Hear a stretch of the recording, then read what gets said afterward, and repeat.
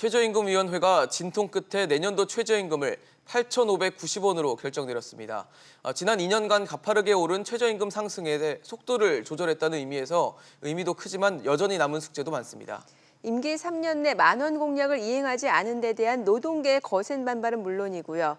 지급 여력을 이유로 최저임금 동결을 주장했던 소상공인들 역시 최저임금 문제는 아직도 끝나지 않은 싸움이라고 말하고 있습니다. 오늘 아침 토론에서는 내년도 최저임금 결정 이후 남은 과제들에 대한 토론으로 이어가 보도록 하겠습니다. 8,590원이라는 내년도 최저임금에 대한 시청자 여러분들의 생각도 좋고요. 또 앞으로 정부와 사용자 또 노동계가 이 최저임금에 대해서 어떻게 접근을 해야 한다고 보시는지 여러분의 다양한 의견 보내주시기 바랍니다. 오늘 토론에 참여해 주실 두 분의 패널 소개해드리겠습니다. 명지대 경제학과 조동근 명예교수, 산업노동정책연구소 김성희 소장입니다. 두 분 어서 오세요. 어서 오십시오. 안녕하세요. 안녕하세요. 네. 일단 먼저 내년도 최저임금 8,590원 좀 여쭤보고 싶습니다. 어떻게 보셨어요? 2.9% 오른 걸로 돼 있죠. 그렇죠. 예. 그래서 인상률을 치면 이제 세 번째로 좀 낮은 쪽이에요. 그러니까 IMF 때, 그다음에 이제 글로벌 금융 위기, 그리고 이제 이번인데. 예. 저는 차선으로 봅니다. 사실은 제 개인 입장 또는 우리가 이 속도 조절을 갖다 분명히 한다면은 동결로 좀 갔어야 되는데 그건 아닌 것 같고요. 그렇지만 하여튼 그 노사 간에 하여튼 잘 협의를 해서 이 정도에서 마무리된 것은 저는 그냥 그 나름대로 의미가 있다고 보고요. 예. 근데 이제 역시 구태를 또 벗어나지 못한 게 너무 높게 부르고 너무 낮게 불러서 이거를 꼭 시장에서 물건을 흥정하듯이 네. 한 거는 좀 문제가 있다. 그래서 앞으로는 이제 이런 관행은 없어야 되고 이게 이제 기싸움, 새싸움 그게 아니고 합리적인 근거를 갖는 어떤 그런 이제 굉장히 이제 성숙된 논의가 돼야 되겠다 하는 생각을 합니다. 네. 네. 소장님은 어떻게 보셨어요, 이번 최저임금? 예, 속도 조절을 했는데요. 이걸 한번 뜯어보면 올해 물가 상승률이 2% 정도 예상되죠. 그러면 실질 임금 인상률은 0.87%입니다. 2.87% 올랐으니까. 물가 상승률을 제하면요. 예, 그리고 경제 성장률이 한 2.5% 정도 예상이 되는데 정부는 예상하고 있죠. 그걸로 따지면 이제 경제 성장하는 만큼 임금이 오르는 게 국민 경제가 성장하면 그만큼 국민도 부유해져야 되는 거니까 네네. 그걸 따지면 1.63% 하락한 효과입니다. 그래서 실질 임금이 1.63% 하락했다. 네. 산입범위 확대라는 제도 개편 효과까지 따지면 5% 이상 내려갔는데 이러면 작년에 10.9% 올랐습니다. 그걸 차감해서 보면 네. 2년 합해서 3% 정도 오른 거다. 이렇게까지도 평가할 수 있는 거라서 네. 그러니까 최저임금을 받는 노동자 입장에서는 이에 대해서는 이제 실질임금 삭감으로 다가온다라는 것, 속도 조절을 좀 넘어선 것이다 이렇게 평가하는 것도 무리가 아니다 이렇게 생각합니다. 네. 사실 줄 여력이 없는 사용자 측, 그러니까 대기업이 아닌 소상공인, 자영업자가 되겠죠. 또 그리고 더 받아야 하는 노동자 측, 이게 들여다보면은 을과 을의 싸움인 부분들이 분명히 있다라는 그런 지적이 있었거든요. 그런데 이번에 이런 결정이라고 하면 아무래도 이 사용자 측의 어려움을 조금 더 반영했다라는 부분을 읽을 수 있는 것 같아요. 네, 을과 을 이런 싸움 좀 우리가 이제 프레임이 이 강자 약자 이런 프레임으로 좀 알게 몰아가는데 네. 그건 아닌 것 같고요. 사실은 이제 파트너고 이해 관계자고 이해 당사자입니다. 네. 그래서 협의의 결과죠. 그래서 이제 자꾸만 을과 을 이렇게 하면은 좀 우리가 누군가 갑이 있는 것 같은 생각이 들고 우리 피해를 보니까 국가를 통해서 손해를 보존해야 된다 이런 이제 여론이 만들어질 수 있기 때문에 그런 식의 프레임은 조금 우리가 좀 지향하는 네. 게 맞는 것 같고요. 근데 이건 있는 것 같아요. 예를 들어서 이제 두 개의 힘이 뭐를 결정하는데 상당히 구속적인 게 있으면 그 구속적인 것이 더 힘을 발휘합니다. 예를 들어서 살 수 없는데 팔지 못하잖아요. 그렇죠. 사지 않기 때문에 팔지 못하는 거고 지급 여력이 없는데 줄 수는 없는 거죠. 네. 그렇기 때문에 이번에는 조금 지급 여력에서 바인딩 된다고 그럽니다. 우리가 구속된다 그래서 그렇게 결정된 것 같고요. 네. 그래서 을과 을의 싸움 이런 어떤 그런 프레임 자체는 우리가 진짜 지금부터 버려야 될 것 같아요. 네. 그렇기 때문에 항상 노사 간에 좀 상대를 배려하지 못하고 자기 거를 찾으려 하다 보니까 좀 경쟁이 격화되는 건 좋은데 경쟁이 아니고 이게 사실은 싸움이 되는 거죠. 그래서 조금 앞으로 임금 결정도 일단은 합리적인 근거를 통해서 냉정하게 결정되는 것이 맞다. 새 싸움의 결과로서 임금 결정되는 것이 아니다. 이게 우리가 이번에 얻어야 될 교훈입니다. 네네. 소장님께서는 어떻게 예, 보세요? 뭐 을과 을이 싸울 게 아니라 연대해야 된다 이런 네. 얘기도 많이 등장했었죠. 사실은 영세 자영업자들 힘드시죠 지금 상황에서. 그런데 이 영세 자영업자가 운영하는 골목 상권의 소비자는 최저임금을 받는 노동자이기 때문에 상호 서로 상승 효과를 가질 수도 있다. 최저임금 인상에 네. 부정적인 효과만이 아니라 이런 점에서 이제 을과 을의 연대를 얘기를 하고 다른 어려움을 해결하는 전제하에서 이런 을과 을의 연대가 구축되는 것을 바람직하다고 생각을 했는데 그런 프레임보다는 좀 다른 프레임, 그러니까 이을 부추기는 프레임이 더 강하게 작동했다 이렇게 생각이 드는데요. 네. 사실은 과연 이제 영세 자영업자가 최저임금이 낮게 유지된다고 해서 도움이 될 것이냐. 네. 폐업률은 워낙 높은 수준이잖아요. 경제 상황에 영향을 많이 받는데 최저임금이 차지하는 비중이 인건비 중에서 차지하는 비중이 20%밖에 안 되기 때문에 다른 어떤 영세 자영업자의 생존을 위한 다른 모색이 더 필요한 것이지 최저임금만으로 한정해서는 안 되는 그런 과제들을 또 남겨놓고 있다라고 봅니다. 예. 사실 이번 최저임금 결정된 후에 문재인 대통령이 입장을 밝혔습니다. 공약을 그러니까 3년 내 최저임금 10,000원 공약, 2020년 10,000원 공약이 있었는데 이 공약을 달성할 수 없게 돼서 송구하다라고 말을 하면서 뭐 사과와 함께 안타까움을 좀 전했는데 사실 이제 3년 내 뭐 내년 거는 이제 정해졌으니까 그거는 이제 물 건너갔고 2022년 그러니까 임기 내 10,000원도 쉽지 않다는 얘기까지 나오는 것 같거든요. 네, 그걸 목표로 삼으면 되겠습니까? 그리고 지금 대통령 사과 말씀하셨는데 예. 이게 지금 사과의 대상은 아니에요. 공약이라는 거는 사실은 사전에 약속인 건 맞지만 예. 그 자체 구속력을 가져서는 안 되는 거고요. 유연하게 풀어야 되는 겁니다. 차라리 사과를 했다면은 공약을 지키지 못해서라기보다도 처음에 현실인식에 현실과 괴리됐다는 거, 정책 논리가 부족했다는 것, 그리고 부작용이 나타났을 때 빨리 이거를 조정하지 못했다는 것, 그거를 사과를 하셔야 되는 거지. 약속 못 지켰다 이거는 아닌 것 같아요. 네. 그러니까 약속이라는 건 절대 선언은 아니고요, 절대 명주도 아니고, 그렇다 변덕불이는 아니지만은 네. 우리가 지금 진짜 중요한 걸 놓치면 바로 그겁니다. 이 정책 오만이 바로 거기서 내가 말했으니까 끝까지 책임진다 하는 건데 그 과정에서 많은 것이 무너지고 파괴되는데도 불구하고 내가 말한 걸 지키겠다 하는 그런 아쉽 때문에 일이 그르쳐지는 거예요, 사실이요. 그래서 대통령께서 공약에는 좀 지금은 사실은 좀 벗어나셔야 되고 가장 합리적인 베이스에서 안팎을 보면서 어떻게 임금을 갖다가 우리가 결정할 것인가 이렇게 보셔야 되는 겁니다. 네. 이거는 사과의 대상이 될 수 없는 거예요. 사과할 필요도 없는 거고요. 네. 네.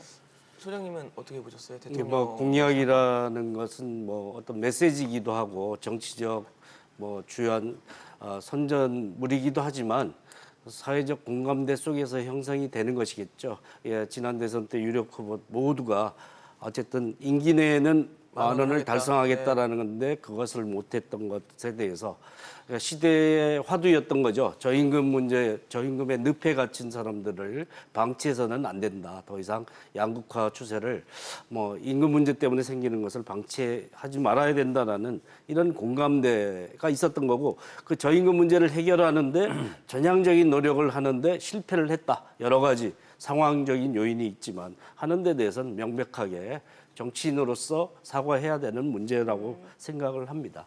어쨌든 3년 내 10,000원이 그러니까 임기 내에 10,000원이라도 되려면 6.2% 정도 8,867원이 됐어야 되는데 그것보다 한참 미달했기 때문에 앞으로 더 뭐 여러 가지 사정이 호전된다고 해서 두 자릿수에 가까운 인상률을 달성할 가능성은 쉽지 없다라고 않죠. 네. 보는 것이겠죠. 네네. 그런 면에서 저임금 노동자 문제를 해결해야 되는 과제는 여전히 숙제로 남아 있다. 최저임금과 무관하게 그런 점은 우리의 숙제라고 볼 수 있겠죠. 네. 근데 최저임금을 갖다가 사실은 저임금을 해결하는 수단으로 생각하기 쉬운데요.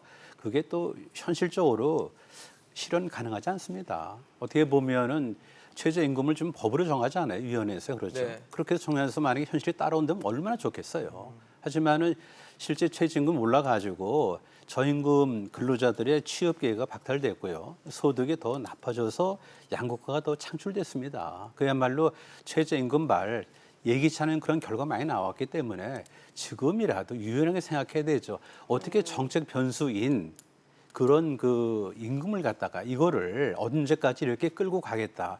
이거는 아니죠. 순리대로 경제가 허락하는 범위 내에서 최대한 노력하는 건 맞더라도 그게 아닌다면은 무리해서는 안 되는 거고요. 생산성 뒷받침 안 되는 최저임금 인상 그는 그야말로 자멸입니다. 우리가 술과 음식에 뭐가 다르죠? 술에 칼로리가 있어요. 하지만 술에는 영양분이 없어요, 사실이요. 우리가 지금 18%, 19%가 올려왔는데 29.1을 올려왔죠, 합쳐갖고. 근데 그때 왜 소개 목적을 갖다 달성하지 못했는가를 지금 한번 냉철을 봐야 될 거 아니에요. 그렇기 네. 때문에 지금이라도 보면은 정책으로 끌고 가지 않아야 될 거, 정책 결과로 나와야 될 걸 구분을 해야 됩니다, 지금요. 네. 좀 10,000원의 의미가 뭐가 있습니까? 그래갖고 10,000원 되는 과정에서 그 많은 사람들이 피해를 준다면 그 10,000원의 의미가 있습니까? 그건 아니죠. 예, 정책은 알겠습니다. 합리고 순리입니다. 네.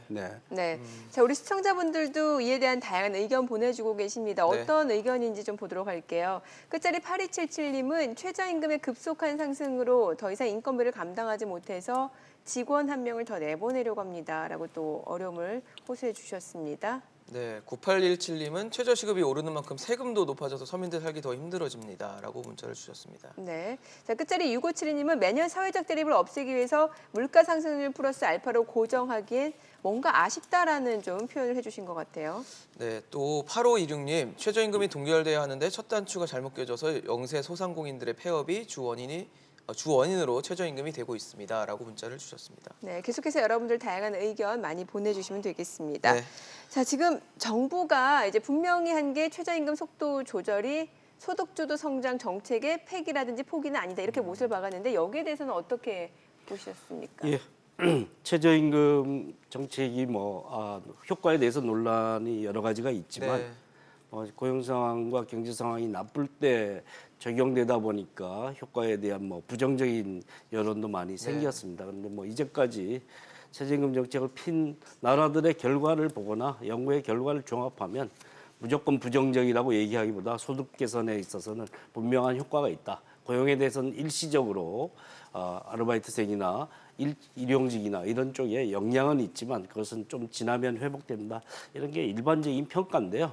그래서 이제 최저임금 정책을 주로 피는 나라들이 자유시장 경제 정책을 피는 나라들입니다. 그 나라들이 양극화 문제가 많이 생기니까 미국, 영국 이런 나라, 최근에 독일, 또 일본 이런 나라는 최저임금 중심으로 임금 정책을 쓸 수밖에 없는 양극화 해소에 대한 유력한 수단인데 그런데 이걸 포기했기 때문에 그러나 문재인 정부가 추구하는 기업 주도 성장만이 아니라 가계소득 증대라는 그런 두 바퀴로 굴러가는 경제 이런 것을 상정했던 것에서 한 바퀴가 굉장히 펑크가 나다시피 하는 거니까 이것을 보완해서 다른 정책을 통해서 두 바퀴로 여전히 굴러가게 하겠다. 이런 정책은 계속 피겠다라는 것인데 네. 앞으로 그런 최저임금을 낮은 인상률만큼 대체할 만한 그런 정책 수단이 발표될지 한번 두고 봐야 될 것이라고 봅니다. 네.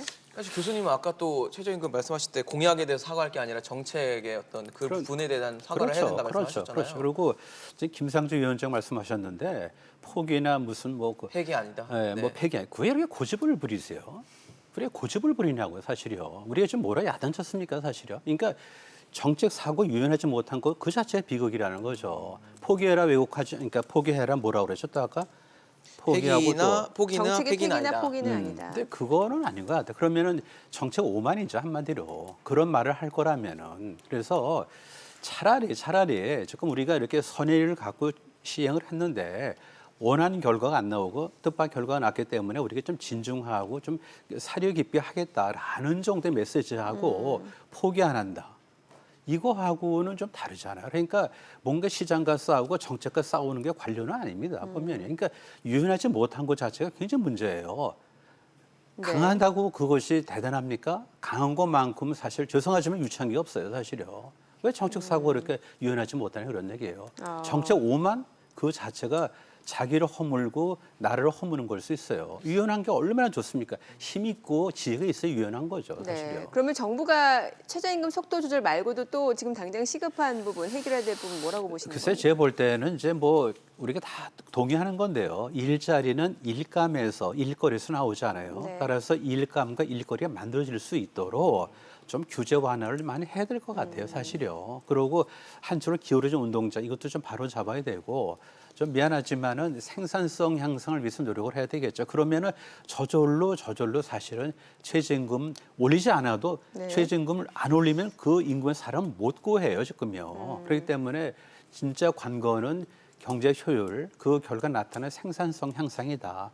이런 쪽에 우리가 이제 정책 역량이 집중돼야 되겠죠. 네. 네, 그러면은 김 소장님께서는 정부가 예. 소득주도 성장 정책의 일관성을 가져가기 위해서 뭔가 지금 가까운 시기에 좀 가시적인 성과가 필요할 것 같은데 여기에 대해서는 어떤 곳을 좀 기대를 해볼 수 있다고 보세요? 기업 주도 성장이냐 가계소득 주도 성장이냐는 선택의 문제가 아니라 상호 보완적인 거죠. 한쪽으로만 굴러가지 않게 하기 위해서 네. 가계소득 증대를 촉진하는 정책을 피는 거고요. 소득 증대의 또 다른 말은 부채 주도 성장이라는 모델이 있죠. 이렇게 우리나라가 흘러왔는데 이제까지 흘러온 과정에서 결과가 양극화이고 성장 체질이 사실 저해돼 있다라는 점에 대한 문제죠. 그래서 양쪽 바퀴로 굴러가기 위한 정책에서 최저임금 인상이라는 중요한 수단 하나가 사실 누락되다시피 한 것이기 때문에 네. 세제를 통해서 뭐 가계소득 증대 세제나 이런 기업의 투자를 촉진하는 세제나 이런 세제 방법을 쓰는 방법도 있죠. 네. 박근혜 정부도 쓰다가 말았던 네네. 정책인데요. 그런 정책이 뭐 아베 정부나 미국에서도 쓰고 있는 정책들이니까 이 세제라는 유력한 수단을 쓰고 또 하나 이제 포용 성장이라는 구도를 가지고 있으니까 이 저임금 문제를 해소하기 위한 사회 안전망 확대를 조금 더 획기적으로 하는 방법을 쓰는 것이 중요하다라고 봅니다. 네. 네. 지금 저희 토론하는 동안 시청자 여러분들의 문자도 들어오고 있어서요. 몇 가지 소개해드리도록 하겠습니다.